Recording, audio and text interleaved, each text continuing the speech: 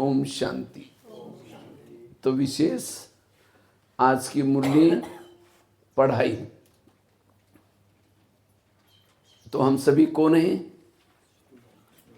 Student हैं, godly student. कैसे student? ईश्वरीय विद्यार्थी हैं।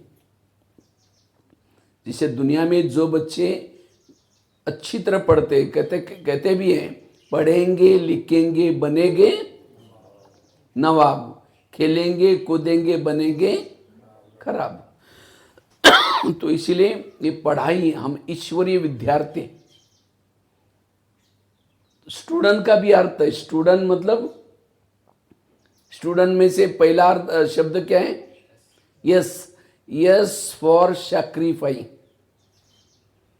जिनमें त्याग की भावना है वो स्टूडेंट, जिसमें त्याग नहीं है वो स्टूडेंट नहीं है। तो हम गॉडली स्टूडेंट है, तो हमारे अंदर क्या चाहिए?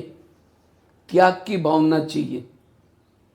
क्योंकि जहां त्याग नहीं है, वो वैराग नहीं है, वो बच्चे फिर पढ़ाई भी ठीक नहीं पढ़ेंगे। इसीलिए हमारे अंदर क्या चाहिए? त्याग की भावना चाहिए। दूसरा शब्द कौन सा आता है स्टूडेंट में? टी। T for trustee. आप गृहस्थी नहीं है, कैसे हैं? ट्रस्टी हैं। आप सभी मधुवन निवासी हैं। आप कहां के हैं? तो यहां क्यों आए हैं? यहां आपको बाबा ने सेवा करने के लिए भेजा है। जैसा आपका जन्म हुआ, आपको यहां सेवा करने के लिए भेजे हैं। कोई 2-4 मंजिल मकान बना करके कुछ बैंकों में जमा करने के लिए, इसके लिए नहीं आए।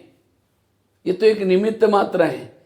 आप उस घर में रहते हैं, इसीलिए वो कुछ काम करना है, ये करना है। लेकिन मुख्य आपका काम क्या है? जैसे हनुमान को लंका में भेजा था, किसी लिए भेजा था? सीता को संदेश देने के लिए। तो आपको भी यहाँ किसी लिए भेजा है? यहाँ आसपास के लोगों की सेवा करने के लिए भेजा है। जब भी कभी खेती में जाते हैं या कहीं जाते हैं, तो सोचो कि मैं आत्मा रूपी सीताओं को संदेश देने के लिए आया हूँ। मैं एक ट्रस्टी हूँ। मेरा कोई पति, ये तो बाबा ने उन आत्माओं की सेवा करने के लिए मुझे भेजा है। जैसे बहनें सेंटर पर रहती हैं, तो सेंटर पर रहते तो कोई जिज्ञासा होते तो उनकी क्या करते? दिल से सेवा करते हैं। वो ये नहीं समझते कि हमारे ये स्टूडेंट है, हमारे लोग हैं। ट्रस्टी होकर के उनकी दिल से सेवा करते। इसी तरह ये बच्चे, ये पति, ये खेती, ये मैं हमारा नहीं है, लेकिन बाबा ने इनकी मुझे सेवा करने के लिए भेजे है। तो ये समझ करके घर में रहो। अगर कोई बच्चा नहीं सुनता तो बाबा को क्या कहो? बाबा को ये नहीं कहो कि बाबा मेरा बच्चा सुनता ही नहीं। कहो कि बाबा, जिस बच्चे की सेवा करने के लिए मुझे आपने भेजा है वो आजकल सुनता नहीं है। तब बाबा फिर मदद करेगा। हम क्या बोलते हैं? बाबा मेरा बच्चा सुनता नहीं। वो कहेगा तुम्हारा है ना, तुम देख लेना। तो मेरा तो कुछ ही नहीं है, मैं उनकी सेवा करने के लिए आई। ना मेरा पति है, ये वही पति की सेवा क्यों करनी है? क्योंकि इस पति के साथ आपका पूरा कल्प में बहुत बड़ा कार्मिक अकाउंट है, पति के साथ, बच्चे के साथ। इसीलिए हमें यहाँ कार्मिक अकाउंट चुक्त करने के लिए आए हैं, उनकी सेवा करने के लिए आए। दिल से सेवा करनी है, बाकी मेरा कुछ भी। इसको कहते हैं ट्रस्टी। और जो ऐसा ट्रस्टी बनता है वही स्टूडेंट है। उसकी बुद्धि बाबा में जाएंगी। गृहस्थी बनेंगे तो फंस जाएंगे कहीं ना कहीं। तो हम सभी कैसे हैं? ट्रस्टी, वही स्टूडेंट। आगे के शब्द आता है यू फॉर अंडरस्टैंडिंग। समझ, राइट क्या है, रॉन्ग क्या है, अच्छा क्या है, बुरा क्या है, जिसको ये पूरी समझ आई वह स्टूडेंट। अभी आप लोगों को आई नहीं सभी समझ? बाबा रोज मुरली में पढ़ाई पढ़ाता है। इस पढ़ाई के अंदर हमें समझ आनी चाहिए ये सही को क्या है, गलत क्या है। जिसको सारी पढ़ाई से समझ आई वो है स्टूडेंट। आगे का शब्द आता है डी। डी फॉर डेडिकेशन, समर्पण भाव। जो समर्पण भाव से पढ़ता है वह स्टूडेंट। ऐसे नहीं कि कई बच्चे क्या करते हैं, मम्मी नहीं है तो मोबाइल देखते रहेंगे, पर जैसे आ गए तो फटाफट पढ़ाई करेंगे। ये ऐसा नहीं है। दिल से हमें पढ़ना है, डेडिकेशन से पढ़ना है। जो पढ़ाई यहाँ डेडिकेशन से करता है, समर्पण भाव से करता है, वो सफल बनता है, वो सफल बनता है। समर्पण भाव से जो पढ़ाई करता है वो पूरा 21 जन्म तक, 84 जन्म तक हर काम, जहां जो भी काम करेगा सफलता मिलेगी उसको। और जितना डेडिकेशन से आप पढ़ाई पढ़ते हैं, समय पर आना, समय पर कर्म करते चलो, फल की आशा नहीं रखो। ये है समर्पण भाव। जो समर्पण भाव में रहते हुए स्टूडेंट, आगे के शब्द आते हैं ई फॉर एम्पावरमेंट, सशक्त। जो सशक्त है वो स्टूडेंट। सशक्त मतलब जो नहीं करना चाहिए, अपने इंद्रियों पर शासन, वो है सशक्त, और वो स्टूडेंट। आगे के शब्द एन फॉर नोबिलिटी, सज्जन बनना, सज्जन है वो स्टूडेंट। लास्ट का शब्द टी फॉर टॉलरेंस, जिसमें सहन शक्ति है वो स्टूडेंट। हमारे में क्या चाहिए? सहन शक्ति चाहिए। जो भी कुछ मेरे साथ होता है, जो भी कुछ प्रॉब्लम आते हैं, मेरे पिछले जन्मों का हिसाब किताब है। ये समझ करके हमें क्या करना है? उसको सहन करना है। अगर सहन नहीं करेंगे डिस्टर्ब हो जाएंगे। जो डिस्टर्ब है वो पढ़ाई ठीक नहीं पढ़ सकता। उसके मन में एकाग्रता, जैसे अभी बाबा ने कहा ना मुरली में, माया जो वार करे, किसके ऊपर वार करें? संकल्प के ऊपर वार करें। संकल्प आपको निगेटिव चलते हैं। अब जब निगेटिव संकल्प चलते हैं, ना योग लगा सकेंगे, ना मनन चिंतन कर सकेंगे, ना पढ़ाई ठीक कर सकेंगे। योग में बैठेंगे, शुरू तो करेंगे मैं आत्मा हूँ, शांत स्वरूप हो शक्ति, फिर कहेंगे मेरे उन्होंने क्यों बोला, फिर कहेंगे ठीक है मैं आत्मा हूँ शांत, फिर कहेंगे 15 दिन पहले भी तो बोला था, फिर कहेंगे ठीक है मैं आत्मा हूँ, फिर कहेंगे सबके बीच भी क्यों बोला। डिस्टर्ब वाला कभी पढ़ाई नहीं पढ़ सकता। इसीलिए हमारे पास सहन शक्ति चाहिए। जिसके पास सहन शक्ति वो स्टूडेंट है, वो पढ़ाई उसके दिमाग में एक रहेगी, वो परीक्षा में लिखेगा। जो डिस्टर्ब वाला स्टूडेंट है, जब परीक्षा सामने आती है तो क्या हो जाएगा? घबरा जाएगा, वो क्वेश्चन को आंसर लिख नहीं सके, फेल हो जाएगा। इसी तरह जो डिस्टर्ब होते हैं हम लोग, हमारे पास सहन शक्ति नहीं है। हमें इस बीच कोई समस्या आते, कोई अपमान करता है, निंदा करता है, तो हम भी गुस्सा करेंगे, तो लोग क्या कहेंगे? ये ओम शांति में यही सिखाया जाता है। हमारे चेहरे में उदासी होगी तो हम स्टूडेंट कैसे रहेंगे? स्टूडेंट मतलब सदा हल्के, सदा खुश, वो एक गॉडली स्टूडेंट। तो स्टूडेंट के एक एक शब्द को जो धारण करता है, वो उसकी पढ़ाई अच्छी रहेगी। इसीलिए हमें ऐसे, और वैसे तो पढ़ाई का बहुत गायन है। क्या गायन है? विद्या विनयन शोभते। विद्या ने बात क्या आनी चाहिए? विनम्रता आना चाहिए। कौन सी पढ़ाई से विनम्रता आती है? वो लौकिक पढ़ाई से नहीं आती। लौकिक पढ़ाई पढ़ने से और ही क्या होता है? ईगो आता है, अभिमान आता है, मैं सब कुछ जानता हूं, मुझे सब कुछ पता है।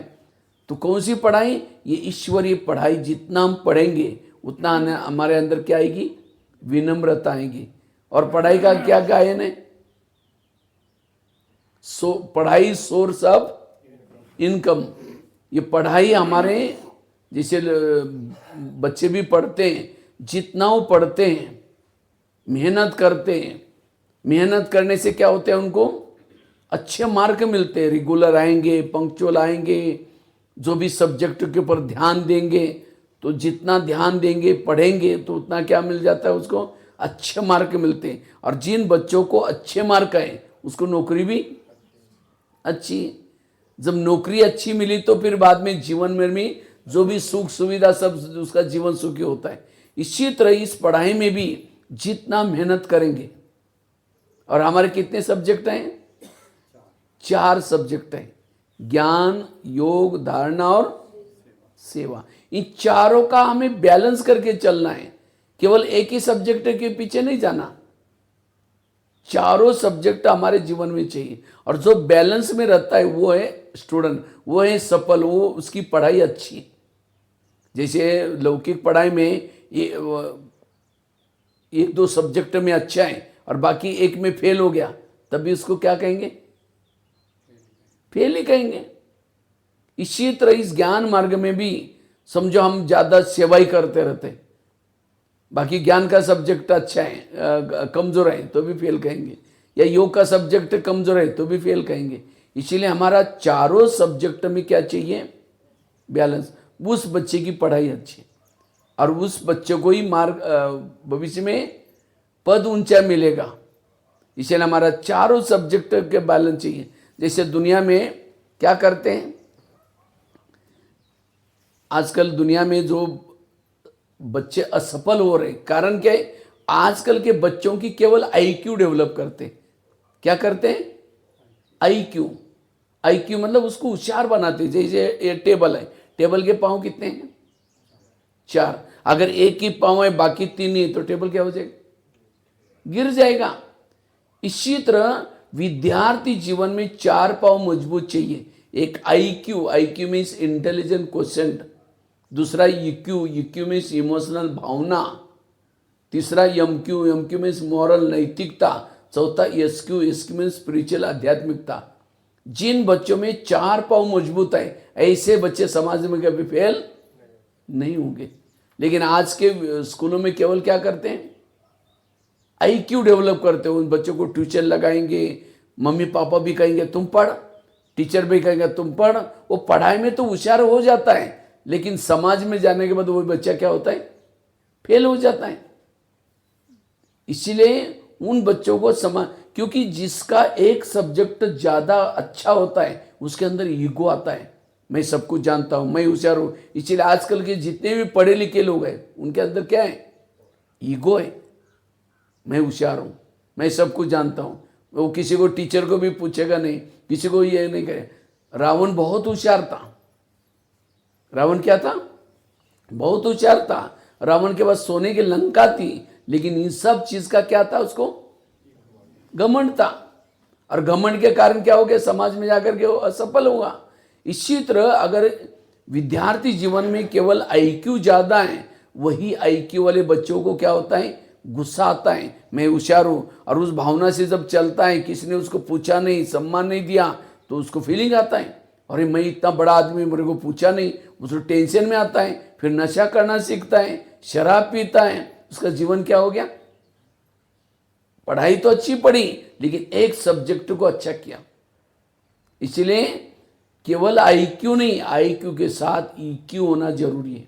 इमोशनल भावना, माँ बाप के प्रति भावना, देश के प्रति भावना, समाज के प्रति भावना। जितना उन बच्चों की भावना से दुआएं मिलती हैं। भावना से क्या मिलते हैं? दुआएं मिलती हैं। आज करण असफल क्यों बना? क्यों बना? क्योंकि करण को क्या था? ईगो था, अपनी होशियारी का ईगो था। और इसीलिए उसने गुरु को क्या नहीं दिया? सम्मान नहीं दिया। तो गुरु ने कहा कि ये जब शिक्षा काम आएगी तुम क्या हो जाओगे? फेल हो जाओगे। इसी तरह अगर हमारे अंदर भी आज उन बच्चों के अंदर मम्मी पापा के प्रति भी भावना नहीं होती, टीचर के प्रति भी भावना नहीं होती, इसीलिए भावना। और साथ में चौथा पाव है एसक्यू। एसक्यू में स्पिरिचुअलिटी, आध्यात्म